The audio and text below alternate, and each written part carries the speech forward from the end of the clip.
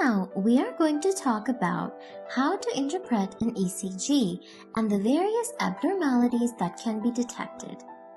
First, let's recall the basics. These are the normal waves, intervals, and segments you can see in an ECG. This is the P wave, QRS complex, and T wave. This is the PR interval, PR segment, ST segment, and QT interval. The normal values of each of these are given here. First, let's see how we calculate the heart rate in an ECG. As you know, the pulse could be regular or irregular. Therefore, two different methods are used to calculate the heart rate from these tracings. First, let's consider the regular pulse. We can use two calculations. Either divide 300 by the number of large squares in an RR interval, or divide 1500 by the number of small squares in an RR interval. For example, if you take this ECG, you can see that within the RR interval there are approximately 4 large squares. So the pulse rate is 300 divided by 4, which is 75 beats per minute. Now, if we take an irregular rhythm like this one, the pulse rate is calculated by counting the number of QRS complexes within 30 large squares and multiply it by 10. So in this tracing, within 30 large squares, there are 8 QRS complexes, so the pulse rate is 80 beats per minute. So now that you know how to calculate pulse rate from an ECG strip, let's move on to the abnormalities you can detect by an ECG. As you know, in an ECG, we check for a few things. These are rate, rhythm, cardiac axis, waves, intervals, and segments. Derangements can occur in each of these components. First, we will consider the alterations in rate. You can see the sinus rhythm or normal ECG tracing right here. Note that the rate is between 60 to 100 beats per minute, and the RR intervals are the same. The waves are normal, and all the intervals and segments are also normal durations. This is sinus bradycardia, meaning that the heart rate is lower than 60 beats per minute. All the other components are normal. This can be physiological in trained athletes or can be pathological in conditions like hypothyroidism or sinus node disease. This is sinus tachycardia, meaning that the heart rate is above 100 beats per minute. All the other components are normal. This can also be physiological in exercise or anxiety, or pathological in conditions like thyrotoxicosis, fever, and anemia. This is a special type of rate known as sinus arrhythmia. It is a misnomer and is not considered as abnormal or as an arrhythmia. This is a physiological phenomenon mostly seen in young adults, where the heart rate varies with respiration, and you can see the heart rate rise during inspiration and fall during expiration. So, now that we considered the variance of rate that can be observed, let's move on to abnormalities in rhythm. These are called arrhythmias and can be of 4 types. They can be bradyarrhythmias, tachyarrhythmias, fibrillations, or due to sudden abnormal beats known as extrasystole, ectopic beats, or premature beats. Bradyarrhythmias occur because the SA node fails to depolarize, so the control of heart rate is assumed by a focus other than the SA node. These are called escape rhythms because they escape the normal inhibition by the SA node. This can be of 3 types. If the control of the heart is taken over by another focus in the atria, it is called atrial escape. You can see an atrial escape here. There is a normal tracing, and then suddenly there is a delay because the SA node fails to depolarize. So another focus in the atrium starts depolarizing, giving rise to an abnormal P wave. It is followed by a normal QRS complex because the depolarization of the ventricles are not affected, and there is a bradycardia because the new focus fails to depolarize as rapidly as the SA node. The next is the nodal or junctional escape, where the AV node takes over the control. You can see a normal tracing followed by a delay. In the new rhythm, here are no waves because the atria fail to depolarize, and the depolarization starts directly from the AV node. This is followed by normal QRS complexes, and there is a bradycardia because the frequency of depolarization of the AV node is even lower than atria. Ventricular escape is where the control of the heart is taken over by a focus in the ventricle, so the atria or the AV node do not depolarize.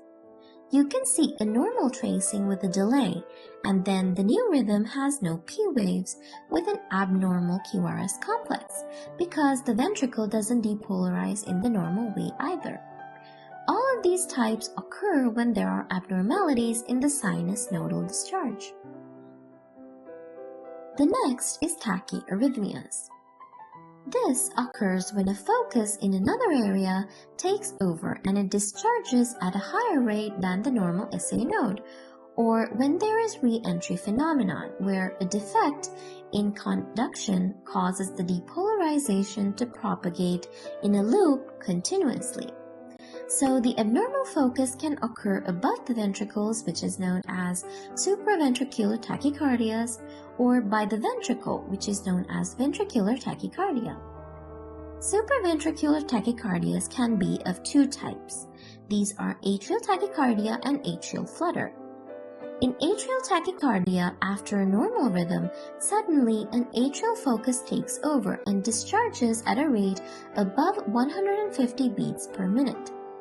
The P waves become superimposed on the T waves, but the QRS complexes are normal as the ventricular conduction is normal. The other type is atrial flutter, and this occurs when the rate generated by the atrial focus is greater than 250 beats per minute.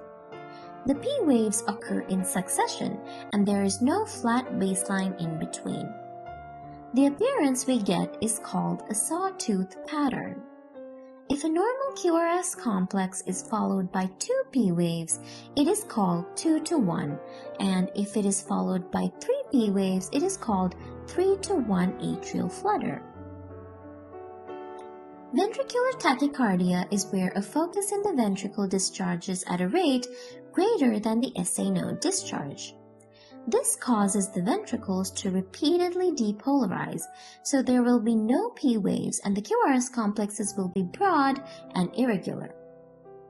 Tachyarrhythmias can occur in conditions like dilated cardiomyopathy, certain drugs, blocking or destruction of conduction pathways caused by ischemia, or the inherent presence of accessory conduction pathways, such as in Wolff-Parkinson-White syndrome. Next are extrasystoles or ectopic beats, which are of two types: atrial ectopics and ventricular ectopics. These occur when a part of the heart depolarizes prematurely. Atrial ectopics originate in the atria and therefore causes alteration of the P wave and PR interval, but the QRS complex is normal. Ventricular ectopics originate in the ventricle, so they have abnormal QRS complexes. Ectopics can occur in conditions like ischemia. The last arrhythmia is fibrillation. Again, this can be atrial fibrillation or ventricular fibrillation. Fibrillation can occur when multiple foci in the atria or ventricles start discharging independently and asynchronously. In atrial fibrillation, there is no organized atrial depolarization, so there are no normal P waves, giving rise to an abnormal irregular baseline. The AV node allows some impulses to pass, which haphazardly causes ventricular contraction, leading to an irregular rhythm. But when they contract, the ventricular contraction is normal, so the QRS complex is normal. In ventricular fibrillation, there are no P waves or proper QRS complexes, as seen here, and is devastating because the ventricles do not contract efficiently, leading to impaired cardiac output. Now, let's move on to abnormalities in cardiac axis. This can be of two types because the axis can deviate to either the left or right. In left axis deviation, the QRS is more negative in leads 2 and 3. This gives rise to a leading pattern in the ECG, where the QRS complexes in the first and third leads are seen to be deviating away from each other. In the right axis deviation, the opposite is seen, where the QRS complexes are seen to deviate towards each other, known as a reaching pattern. The next thing we look in an ECG is the waves, intervals, and segments. Usually, abnormalities in these are seen together. A combination of these can be seen in conduction blocks. Conduction blocks occur when the conduction system of the heart is affected. They are of several types. Sinoatrial blocks show abnormalities in the P wave. Atrioventricular blocks show abnormalities in the PR interval. Bundle branch blocks show abnormalities in the QRS complexes. Let's consider some important conditions starting from the P wave. The P wave can be abnormal in conditions like right atrial hypertrophy, where you get tall, peaked P waves, which is also referred to as P pulmonale. This can be seen in conditions like tricuspid stenosis and in chronic obstructive pulmonary disease, where the pulmonary vascular resistance increases. There could also be bifid P waves, as seen in left atrial hypertrophy, which can be seen in mitral stenosis. This is also referred to as P mitrale. Sinoatrial block is a conduction block where the impulse from the SA node fails to reach the atrial tissue, which causes the P wave to be absent and a new rhythm to originate from the AV node. So here you see a normal rhythm followed by a delay and an absent P wave but with a normal QRS complex. Next, we move on to abnormalities of the PR interval. This is mainly by atrioventricular blocks. AV blocks are of three types. These are first degree, second degree, and third degree. In first degree AV blocks, there is a delay in conduction of the impulse from the atria to the ventricle, so the PR is prolonged. Note that this prolongation is the same with each beat and occurs in a predictable manner. Second degree AV block can be either Mobitz type 1 or 2. Mobitz type 1 is also known as Wenckebach phenomenon. Here, there is progressive lengthening of the PR interval, and then at one point it fails to conduct a beat and is blocked, leading to absent QRS complex. Then conduction resumes and is followed by a P wave with a short PR interval. This process repeats. In Mobitz type 2 second degree AV block, excitation fails to pass through the AV node completely, but most beats are conducted normally with occasional absent QRS complexes following a P wave. This occurs unpredictably. There is another type of this block where there is 2-to-1 or 3-to-1 block, where there is alternate conducted and non-conducted beats in a predictable way. There is a QRS complex every 2 or 3 P waves as seen here. The next is the third degree AV block or complete heart block. Here, the atrial contraction is normal, but no impulses are conducted to the ventricles. So a ventricular focus starts discharging at its own pace to contract the ventricles. So the atria contract in one rate and the ventricles contract in another rate. Therefore, this leads to atrioventricular dissociation, causing the P waves and QRS complexes to occur without any relationship to one another. Another condition that causes abnormalities in the PR interval is Wolff-Parkinson-White syndrome. Here, there is early activation of ventricles, giving rise to a delta wave, and there is a short PR interval as opposed to a long PR interval in the AV blocks. You can see the typical features in this ECG strip. Next are abnormalities in the QRS complexes. There are many examples for this, but one of the most important things to consider is bundle branch blocks. Here, one branch of the bundle of His is damaged. The signal is conducted first through the healthy branch and then the damaged side, which causes the QRS complexes to become wider with different configurations. There are two types of bundle branch blocks. These are the right bundle branch block and left bundle branch block. In right bundle branch block, there is sinus rhythm with normal P wave and PR interval. The QRS complex becomes wide. You can see two special features here. There is an RSR pattern in lead V1 and a deep slurred S in V6. Because the RSR pattern looks like an M and the slurred S looks like a W, an easy way to remember this is by the mnemonic tomorrow.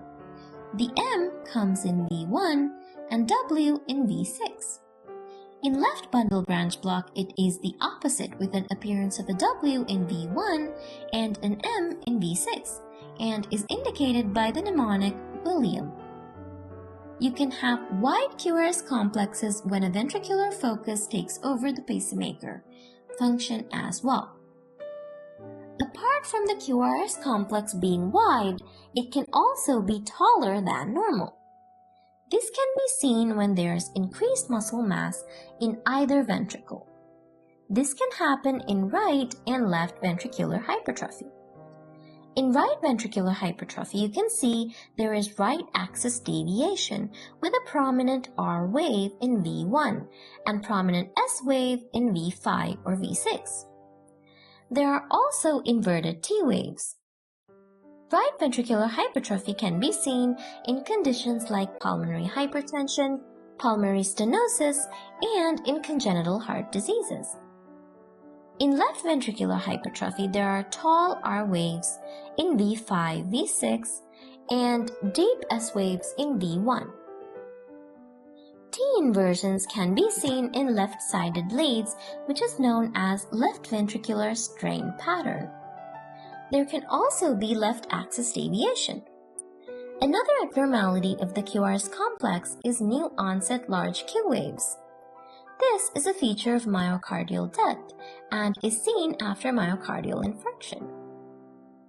So now that we talked about the QRS complex, we now move on to the ST segment.